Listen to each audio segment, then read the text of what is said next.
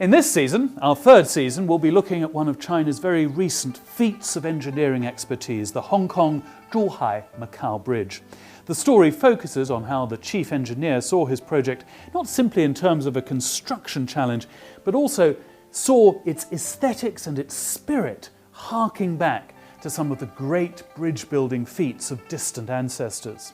Now, talking of ancient feats of engineering, we also have a story about the Great Wall and its construction at its far western end at Jiayuguan. Workers were faced with the challenge of moving massive blocks of stone from a quarry to the building site. Listen on to hear how they overcame the challenge. We have stories about the power of music during wartime, the 19-year bitter exile of a Han Dynasty official, and a traditional story about the virtues of self-control. All of that, and also a story about the Dragon Boat Festival. So join us, expand your vocabulary, rediscover inspiring Chinese stories, and learn how to share them with foreign friends and with the whole world. 在第三季中，我们有现代工程领域的伟大成就——港珠澳大桥的故事。这个故事讲述了总工程师不仅将他的项目看成一个建筑挑战，还通过回顾古代伟大建筑成就，将工程上升到审美和精神层面的高度。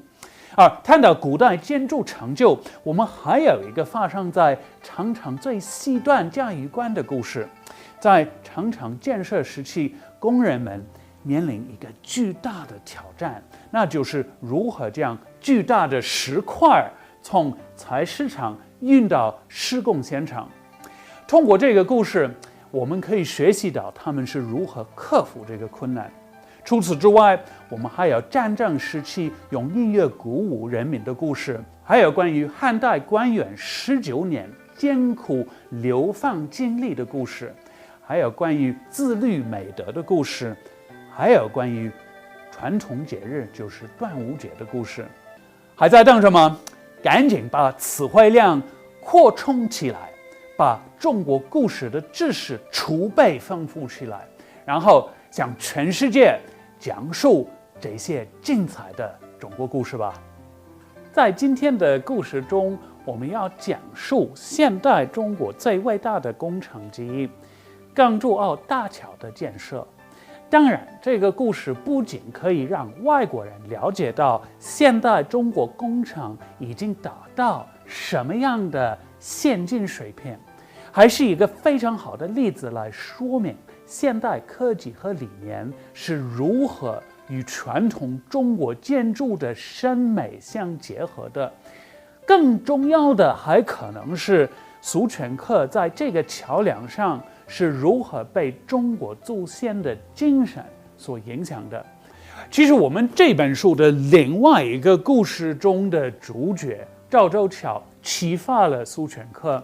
我们下面引用一句苏全克的接受采访中说的话：赵州桥1400年1里不到，这才是我们中国人造的桥。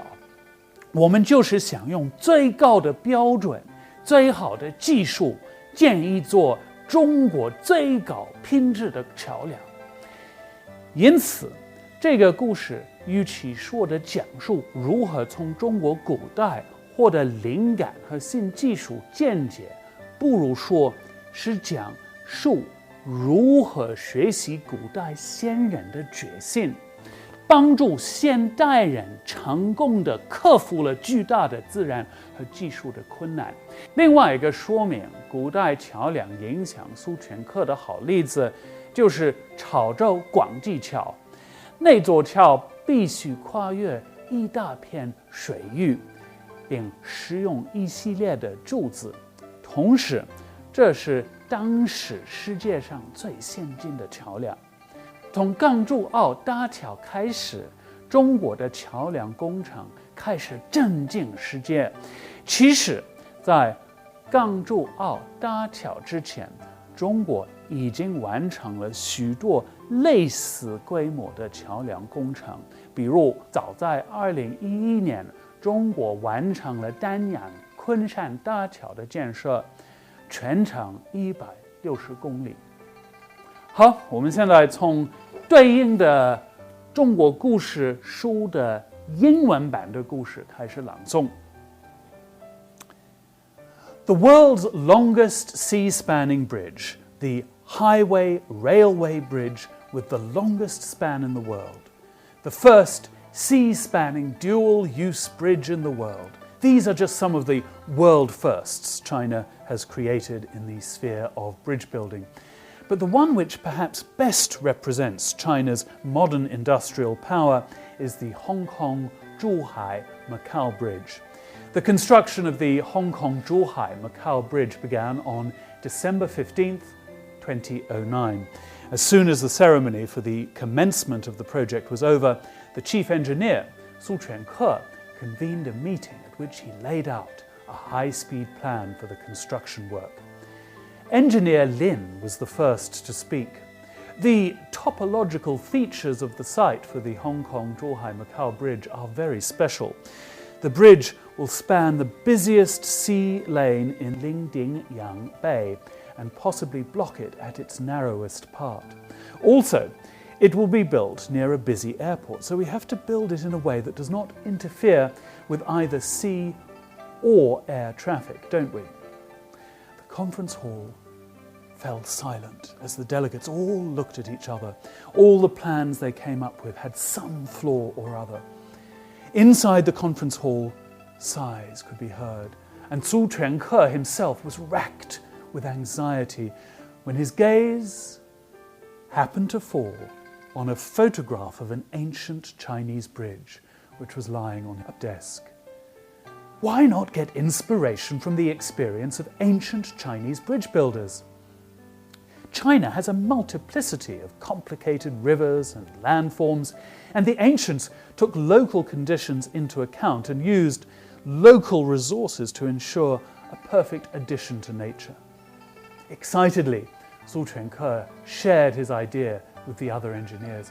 Why don't we work in harmony with the local natural conditions? Now, the bearing capacity of the bridge will be excessive if we build it directly across the sea, and the sea itself here has many winding bays. So why don't we build the bridge to connect several different spots and thus ensure unimpeded transportation both on the sea and in the air? Even before his words had died away, his colleagues started to applaud. This was the first instance of innovative, objective thinking in Chinese bridge building, based on the rich heritage of Chinese bridge building. Although the problem of the design for the structure of the bridge had been overcome, there still remained many difficulties concerning its actual construction. For instance, there were 33 sections of tunnel to be joined up. When the first section was laid, nobody was confident that it could be placed in the proper position, because this was the first attempt to do this in the history of Chinese bridge building, and in fact, it would be the first attempt in the world. The engineers did not dare make the slightest slip. It took 96 continuous hours to lay the first section. When it was finally perfectly placed in its designated position, some of the workers were so tired that they slumped to the ground and slept right away where they lay. Finally, after innumerable difficulties had been overcome, on July the 7th, 2017, the Hong Kong Zhuhai Macao Bridge was fully opened. Seen from the air, the winding bridge looks like a long dragon. From Zhuhai Bay, the bridge stretches for over 30 kilometers above the sea, together with 6.7 kilometers of tunnels under the seabed, to end in Hong Kong. On the way, there are 3 specially modelled cable-stayed bridges named China Connection, Dolphin and Sail, respectively, capable of sustaining a total of 300,000 tons of wheeled cargo. Su Chuanke remarked, the bridge not only links the 3 geographical regions, it also forms a link between our thoughts and feelings, including the creative superiority we have developed over centuries. When we look at this magnificent sea-spanning bridge as a great achievement of the century, we can see a combination of the millennia-long history of bridge building in China and modern technology and the glitter of of the Chinese people's diligence and wisdom.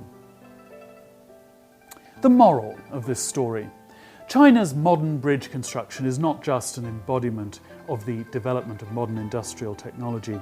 It is even more an expression of the development of the heritage of China's bridge building industry and culture. It manifests China's historical heritage, spirit of determination to overcome difficulties, and boldness in a pioneering way.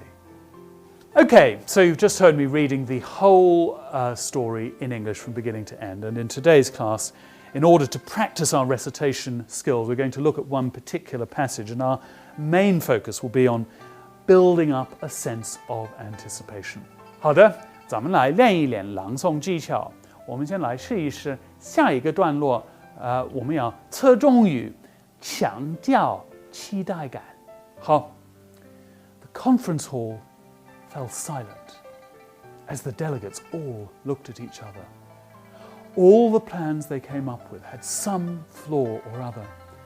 Inside the conference hall, sighs could be heard, and Su Quanke himself was racked with anxiety when his gaze happened to fall on a photograph of an ancient Chinese bridge which was lying on a desk. Why not get inspiration from the experience of ancient Chinese bridge builders? China has a multiplicity of complicated rivers and landforms, and the ancients took local conditions into account and used local resources to ensure a perfect addition to nature. Okay, so first of all, let's take a pause after fell silent to mimic the silence that is being described. When we read the phrase, all looked at each other, we can let our voices reflect partly a mood of gloom, but at the same time create a sense in our voice that something important is about to happen. 首先，我们要在 fell silent 后面停顿一下，来营造一种沉闷的气氛。我们在读到那个 all looked at each other 的时候，我们需要让我们的声音反映那种忧郁的感觉，但是同时也得用我们的声音显示一个重要的时刻将来临。Of course, we should definitely emphasize a word like sigh, and as we emphasize it, we should make our voice sound a bit like a sigh. The word anxiety should be emphasized with an appropriate sense of worry. However, after the word anxiety, we should then pause. After that pause, the whole tone of our voice should change to one of slowly growing excitement. The pitch of our voice should slowly rise as we reflect Su's mood as a solution slowly becomes more and more clarified in his mind. 当然，我们一定要强调像 sigh 这样的单词，而且在强调的时候，我们应该听上去跟叹息一样，就是 sigh。强调 anxiety 这个单词的时候，应该有一种担忧的感觉。不管怎么样，在单词 anxiety 之后，我们应该停顿。在这个停顿之后，我们的语气应该慢慢变得兴奋，我们的音调需要慢慢的上升，来反映苏全克心中的解决方案开始变得越来越清晰。Okay, so let's listen to the passage again. 好的，我们再来读一遍。The conference hall fell silent as the delegates all looked at each other. All the plans they came up with had some flaw or other. Inside the conference hall, sighs could be heard, and Su Quanke himself was racked with anxiety when his gaze happened to fall on a photograph of an ancient Chinese bridge which was lying on a desk. Why not get inspiration from the experience of ancient Chinese bridge builders? China has a multiplicity of complicated rivers and landforms, and the ancients took local conditions into account and used local resources to ensure a perfect addition to nature. 好的，那么今天我们的课就讲到这里了，希望大家在家里可以不断的练习，然后练习的时候不仅仅是要把单词都背下来，也要看一看我在哪里强调单词，然后我如何调整自己的语气。Okay, that's it from me for now. Bye for now.